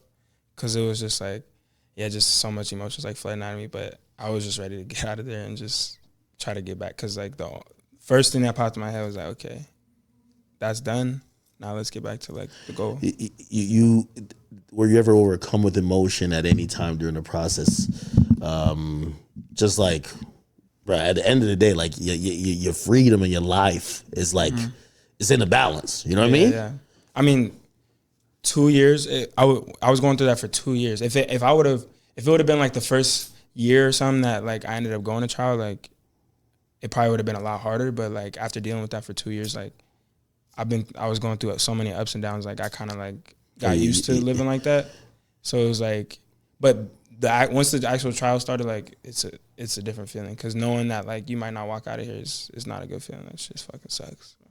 But yeah. And I remember the verdict comes down, everybody, you know, the media outlets are starting to pick it up. And I don't know how other media outlets feel, but I remember I reached out to you too. Mm-hmm. And I know I was one of the outlets that posted the accusation. And I know how big the platform is. And I felt it was upon me, and also me being a man, to be like, hey, you know, when you post that accusation, people are looking at this kid in the weirdest, wildest ways. Mm-hmm. He's went through hell and back, and he's been vindicated. You have to try to make this as loud as possible, because the accusation just always is so much louder than the truth coming out, which is the vindication. And what's your thoughts after that? Because like it's probably just hard to snap back to just, okay, let's get back to music. Yeah. Like you're probably now got to unwind this. You've lost 2 years of momentum. What are you noticing like in the space? Because again, you know, you have these songs that were lit, but like you're not necessarily moving around performing them all the time. Yeah. Well, yeah, that whole 2 years, honestly, like I started just drinking every day, just trying to get my mind off any way I can. So like I would say like two months before like the trial and stuff happened, I quit everything, quit popping pills, quit drinking, quit everything. And like, so I was still going through withdrawals and shit for a while. And like, I was going through that trial, like still like it's crazy anxiety, crazy, just like still trying to learn like how to just cope with this shit. And so when the shit was over and I was trying to get back into just being an artist, and like, it wasn't easy. Like I couldn't even hop on a plane without like tweaking. Like I would just like be like craziest anxiety, the craziest like anxiety, everything super is overwhelmed. Like everything was super overwhelming. So just trying to do anything like just interviews and shit. Like, I just wasn't like ready for it. Like, and doing even shows. Like I was turning down Rolling Loud, turning down Lyrical Lemonade. Like people were hitting me up trying to do stuff, but I just couldn't handle it. Like I just wasn't like there. Like Trippy brought me out. Like Rolling Loud was like 2 days after. Or it was like the same weekend the verdict happened or whatever. Or like yeah. I got acquitted, and Trippy brought me out, and it was just so like I was just like could barely do it. Like I just knew I had to do it, but when like Thailand Rolling Loud happened like a few weeks later, and I just like I was like I can't do it. Like I just can't, like, because one, being sober, trying to like kind of relearn that, but then on top of that, just trying like I didn't. It's so hard to tell like who's gonna like try me and who's gonna like be. Yeah, and also you haven't processed this witch hunt that you've been subjected to for 2 years. You know, people looking at you thinking the worst. Every time I go out, I'll just think like people are looking at me like thinking the worst of me, and like shit was just hard to get back get to the music. Yeah, that's exactly what I thought when I first seen the verdict. I said, and I remember I said, whenever you're ready, we could talk. But I knew those 2 years of, you know, probably it was even hard to be on Instagram looking through your DMs. Yeah. People were probably just saying the worst things to you. Mm-hmm. And for you to get back to like, you know, of course, in the eyes of how society and the law works, is like, all right, nothing happens to the person who just did this or, made all these allegations against you. You just got to go back to being normal. You're like, the fuck? Like, you basically ripped me from limb by limb, you know what I mean, thread by thread, and now I got to go back to being a regular person. So you get sober, which is a good thing. But now, because you're not like drowning out your thoughts about all of these things you're going through, it's hard for you to do a lot of regular shit. Mm-hmm. How do you kind of get back on the wagon and, you know, even start learning that, hey, listen, man, this life is fucked up. You're going to have some people who are going to lie on you. You're going to have some people who are going to do this. And as crazy as it sounds, you're going to have to get through it and keep going. Was it fair? Fuck no. Yeah, but it is what it is. Yeah. It's just something you got to just deal with. Like, it took a while, bro. Like, I'm still like adjusting. Like, I'm kind of like finding my swag back and like getting back into it. But it took a while. The first year, I was also trying to leave my label, and it took a while to get out of that deal. So, 'cause I still owed them a few albums, but I didn't owe no money. So, you know, we ended up working it out. But shit was not easy to just jump back right into the right into. Plus, I gotta change people's mind. I gotta change everybody's mind now. Like I gotta like, and they explain to people and like get out there that like I'm innocent and like it's what was said about me isn't true. So like I'm trying to change the narrative and trying to like show that I'm a, who I am. I'm a human. Like, and is it also tough to trust other people at that point? Because what happens when you start living that life is that you realize people who like the lifestyle. You see a lot of people come around. And sometimes it might not be directly all connected to you. It might be connected to somebody who's your homie. And then you realize it's a lot of people who, when something like that happens to you, you look at it and be like, yeah, I don't want too many people around me no more. Like I got to move different. I want to have a small team, a couple people I trust. I move like that. I'm going to leave the other shit behind. No, yeah. When I move around, I move, but dully now, because like, just so much shit that comes with being around. You don't know like what people are on. Plus like how they're gonna affect you, how they're gonna like what they could do to you, but also just like what they do to people while they're around you. Like you gotta watch who's just whether people are the right people to have around you. So plus like when that shit happened, like how many people like everybody that I knew and everybody that like was cool with me like kind of stopped talking to me, like just like really. Not everybody. Like there was a lot of people that hit me up and was like, "Yo, like da da da." But people got a little distance. Everybody got distance, and like I get it. Like that's how it go. Like I'm not mad at it. I'm not. I don't. It's no hatred towards nobody. I get it 100%. But it's just that whole time I was just by myself, just dealing with this shit. Like, of course, I got my day one homies around me, but like as far as like the people that like were supporting me before, like. A lot of them aren't, so it's like I'm just. So then now that like I'm done and I'm like able to just like focus on my shit, like I can't really look at a lot of people the same as I did before. Now I'm gonna ask you a question, and give a disclaimer. It might seem a little tricky, but I'm not trying to make it tricky. You're obviously innocent, but do you feel like any situations, or maybe how you were living, or maybe the people you were allowing into your circle or whatever. Do you think, in hindsight, any of that contributed to those false allegations happening? And now thinking about it, do you second guess all of those things to make sure you don't even remotely get to a position that anybody could ever put you in that position again? Yeah. I mean, I was just around so many different people like every single night. So like sooner, like you never know, like anybody could want something from you, or like just not everybody's a good person. So like you're around so many people all the time, you're bound to be around somebody who wants to like do you dirty in some way. So yeah, it's just like being around the wrong people. Plus like you don't know the intentions of like even someone you think is your homie, like you never know. So yeah, I try to just pay attention to who's around me and like just keep my circles super small, like smaller than ever. So yeah, definitely. I'm glad that number one, you faced the fire. I think people are always so quick to put the noose around someone's neck after allegations, but they never are down to say, hey, we collectively owe you an apology even if we repeated the allegations, whether we believed it or not. Because that's a huge thing. Some people just hear it. Yeah. They don't even need the person who's saying it to believe it. They'll just be like, oh, this got to be true. Because there's a lot of people that, I've noticed this about the entertainment industry, especially people that's not in it.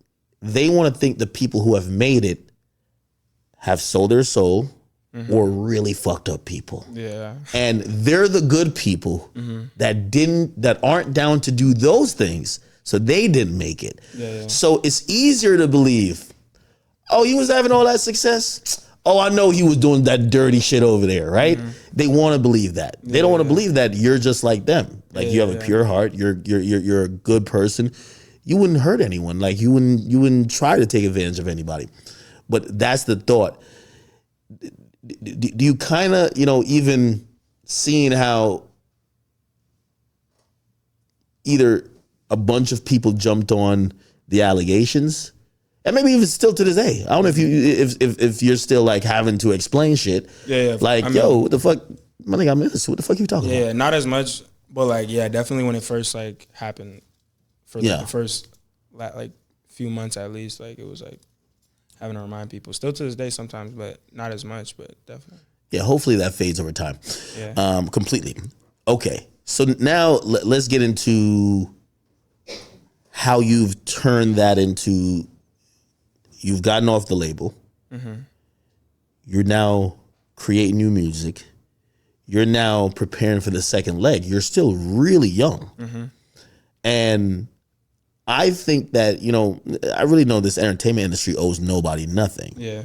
But you're somebody I want to root for because I feel like you flat out got a really bad shake in terms of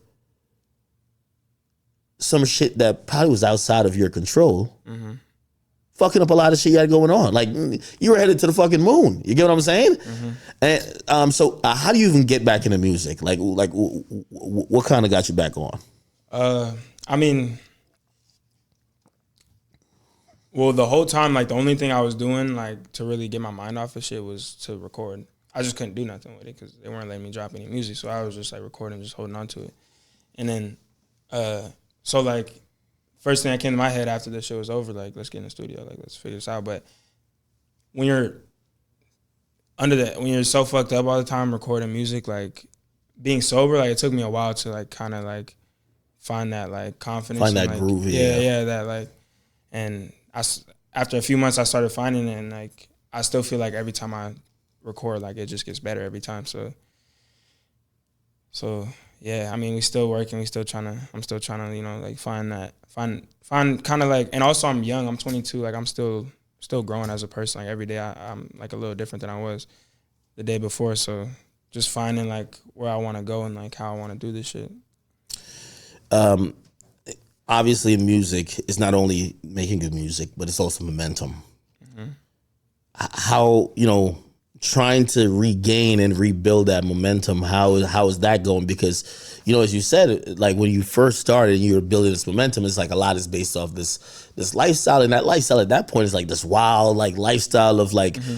You being young, young, living the life. You're a lot more careful now. Yeah, definitely. But you're probably still fun. How do you get to kind of, like, package that to kind of also still rebuild that momentum? Because still that's a little bit needed, right? Like, yeah. How do you get to do that? I mean, still just trying to be myself and just, like, just show the lifestyle. The lifestyle is just a little different now. Like, I don't do as much as I used to do. Like, and I don't involve, like, myself around too many different people. But when it comes to, like, what I'm saying and how I'm coming off in the songs, like, I try to still keep it, like, me. But I mean, everything I talk about, I've done before. So if it didn't happen today, it happened yesterday. If it didn't happen yesterday, it's gonna happen in 2 weeks. So still trying to keep it authentic and just trying to just do the best I can with the music. But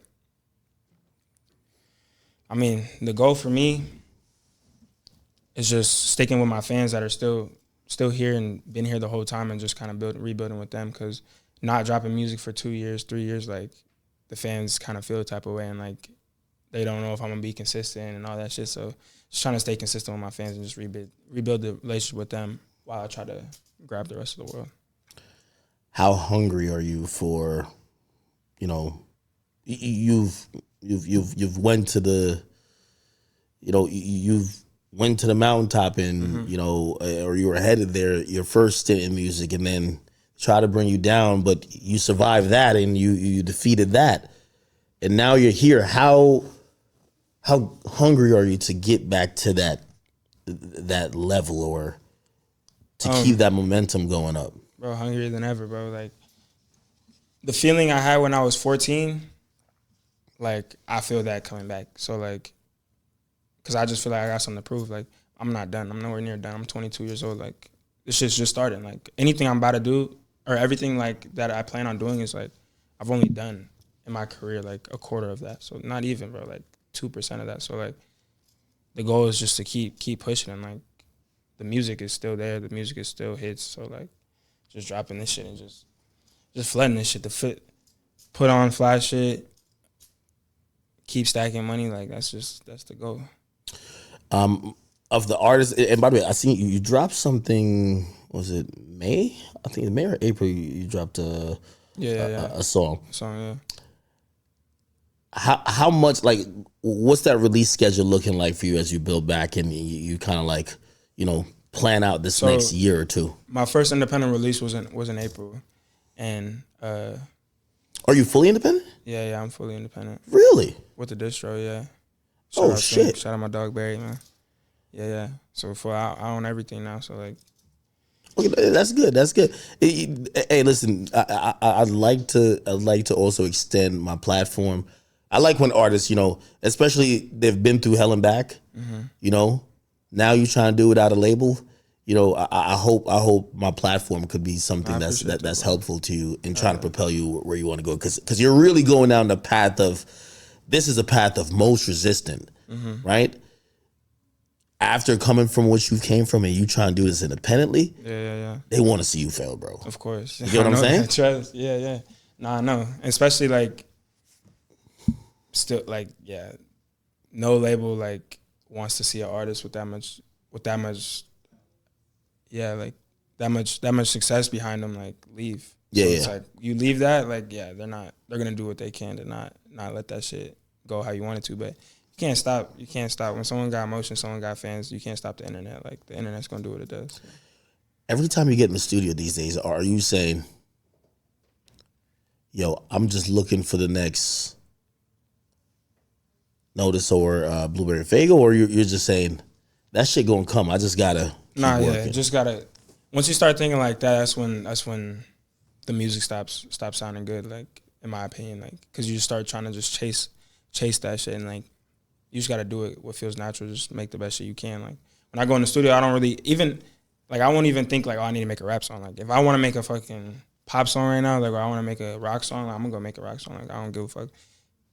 If one day I wake up and I want to rap like fucking Nas or some shit, like, fuck it, like, that's what I'm gonna do that day. But so you gotta drop the Meek Mill freestyle, man. You gotta drop the, like, we want to hear the 1942 flows, the dreams of night. That's what I'm saying. You looked up to Meek. Come on now, Meek is a spitter. Yeah, that's what I'm saying. There's no rules to this shit. Like, fuck it, like, so I just do it what comes natural, and like, I just try to have and that's what I always done. Just make whatever feels natural. Might be an odd question, but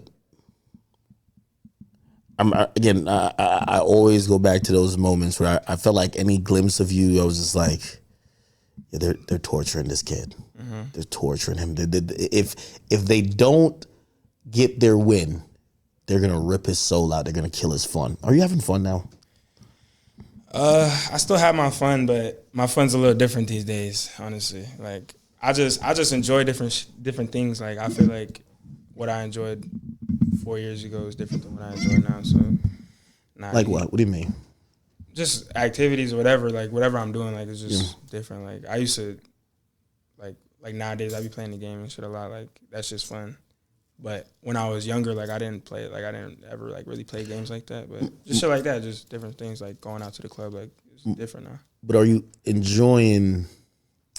Like, what people won't understand is that the idea of fame and being in this industry, to somebody who's a regular fan, they're like, of course this is fun. You walk down the street, everybody knows your name.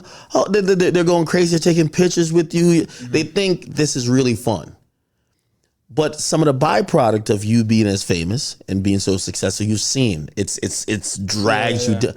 Now you went through that, but now you're back at the place of making music. And I guess that's where I was asking what the fun is. Is that still fun for you? Like, is this lifestyle, and you know at this point, the good, the bad, and the ugly that could come from it, is this still fun for you? Yeah, it's definitely still fun. I mean, some days when you're going through shit, or like you got to handle like real business shit, or like shit that might not be as fun, like, honestly, still be fun. Like, I'm lucky to be in this position. I'm blessed to be in this position. So like, I'll be having to remind myself, like, okay, like, it might not be as fun as it was a year ago or 2 years ago, whatever. Like, but think about what I'm doing still. Like, if I'm going to New York, or like I might be going by myself, and I'm like, it's just gonna be boring or some shit. But like, still a blessing. Like, I get to leave the crib and fly somewhere like new. But there was definitely times, like, especially dealing with that shit, like, shit was not fun. Like, none of that shit was fun. Like, I'm trying to make music and like it just wasn't really it. But like, how much did you lose out on lawyer fees? a lot of money, bro. Damn. A lot of money. And also just like with COVID and the shit was slow, right? Yeah, like, I mean, you couldn't perform, like nothing. Like, so COVID and then that shit, like, bro, I lost probably like tens of millions, bro. Damn.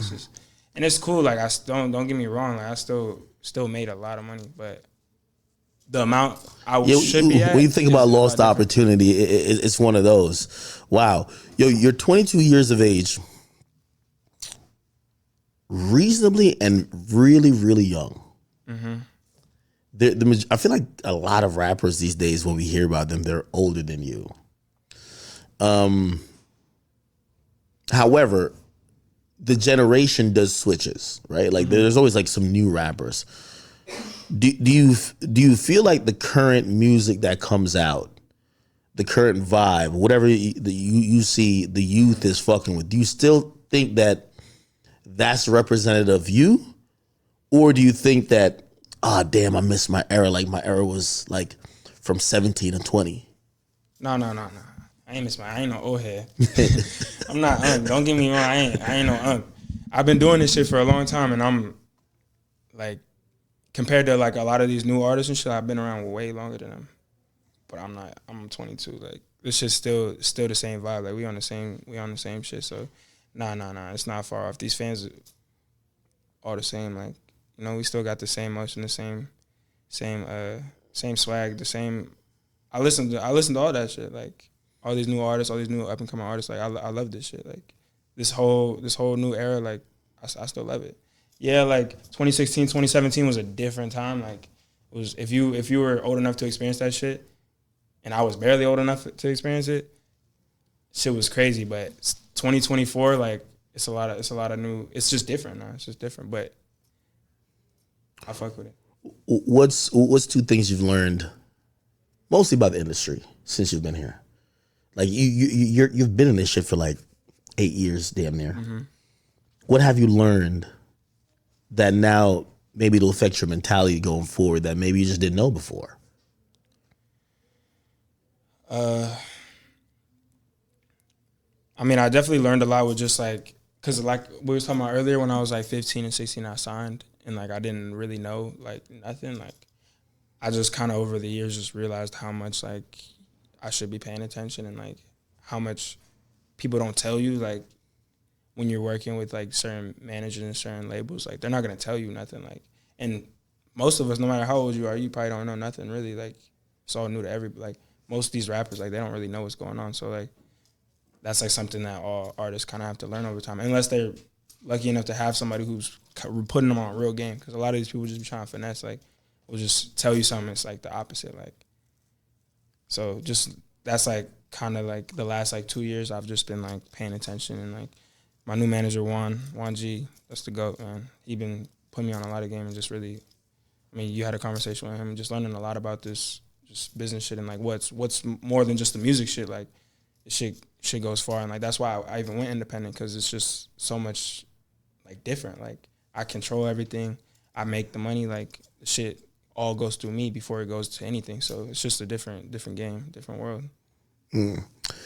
Okay, so let's start forecasting now. Number one, really glad, and I'm hoping this is one of many. Mm-hmm. I'm glad you came up here. I'm glad that we had that conversation. I knew when I talked to you, you know, whenever it was right after the Verge, I knew, you know, I'm never one of the guys who's like, yo, let's get an interview now. It's like, whenever you're ready. You get what I'm saying? I appreciate you for hitting me up too, because not a lot of people were. There was a few people that hit me, but you were like one of the main ones that like really hit me, and I just wasn't ready for it. No, it makes sense. You're human, bro. It makes sense. But I'm glad that you're back on the path of, let's put this music out. Let's do this thing. Tell me what the next 12 months for you, you know, musically is going to look like. What should fans who have said, yo, man, I used to be rocking with this nigga a lot, then he stopped putting out music. They now know why. Okay, some fall shit happened. You've cleared it up.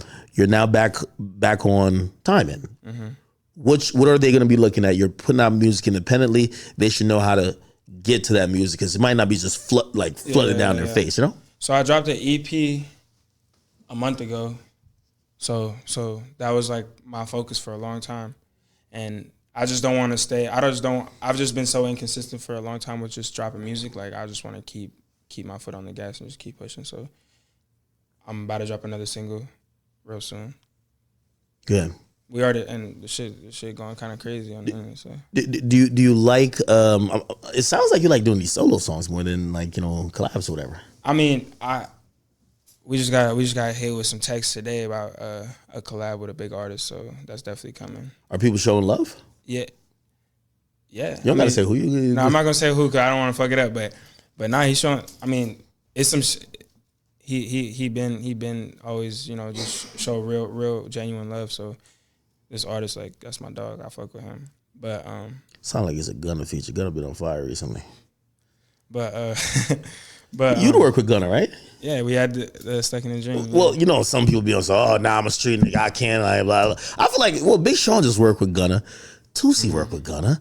Like, everybody's working with Gunna. Like, nobody gives a fuck. Like, this is music, right? Oh, you're talking about that situation? Nah, yeah, people be like, oh, snitching, this and third. Like, I think that's kind of over. Like, people want to work. Right when that shit hit, I hit him and I was like, bro, like, I know how I feel to, have people. You know how it feels when it feels like the world is switching on you. And he was like, nah, we good, bro. Don't even worry. So I was like, but nah, so he good. He got his head up, bro. Like, and like people gonna say shit regardless. Like that shit is nothing.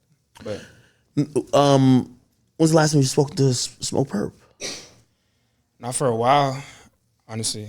Not for a while. I feel like I gotta talk to Smoke Perp, man, because like everything you said about him was right, but I felt like he either got a little complacent or maybe there's a story that I don't know that's maybe happened with him because, bro, he was going crazy for a while, but then it looked like he fell back. And usually when an artist falls back, it's easy to say, oh, that nigga's lazy, but sometimes they're going through some real shit. You can't really judge him. I mean, I was around him for a lot of my career, and like up until a few years ago, I was around him a lot, but we had the same management. It's just, I don't want to speak on his situation, but just certain people around you like might not be the best for you. So yeah.